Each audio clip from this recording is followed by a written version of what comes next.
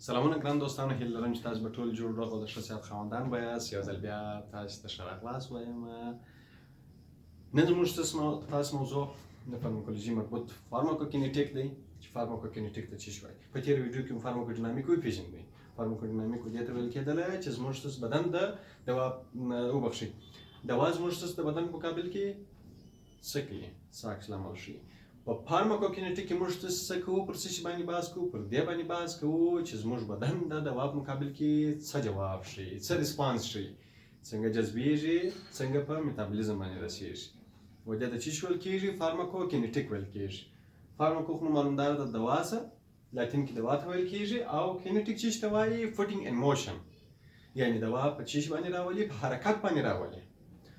د په اصطلاح د جذب څخه نیولې تر اطراف پورې و دې ته څه ویل کېږي؟ فارماکوکینیټیک ویل کېږي. putting in motion is called kinesis or kinetic.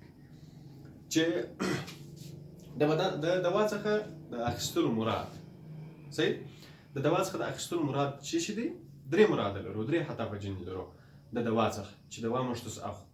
یا به څه شي وي، یا به د تشخیص لپاره وي. بعضې دواګانې د دې لپاره تر څو موږ تشخیص وکړو، مریضتي ورکوو. دوهم د ټریټمنټ لپاره دي چې موږ تاسې عام استعمالوو، صحیح دي، انټي بیوټیک همدارقم نورې دواګانې دي. دریم چې شي دی، دریم خپله د وقایې لپاره دي، یعنې د تشخیص، تداوي او د وقایې لپاره موږ تاسې څه کولی شو، دوا استعمالولی شو. نو رابرسو د دې لپاره چې فارماکوکینیټیک ښه وپېژنو، پوټینګ ان موشن، موږ تاسو ADME یعنی د ابزرپشن څخه نیولې تر الیمینیشن پورې، تر څو پورې چې موږ څه کوو، دوا اخراجوو. د دې د څه ویل کېږي؟ فارماکوکینیټیک ویل کېږي. یعنی A د ابزرپشن لپاره چې څنګه جذبیږي، D د ډسټریبیوشن لپاره څنګه په ډسټریبیوشن کېږي، څنګه توزیع کېږي، او همدارنګه سره کوم په میتابولیزم باندې رسیږي، او هم بل څه شي الیمینیشن، څنګه موږ تاسو دوا څنګه کوو، د بدن څخه یې خارجوو.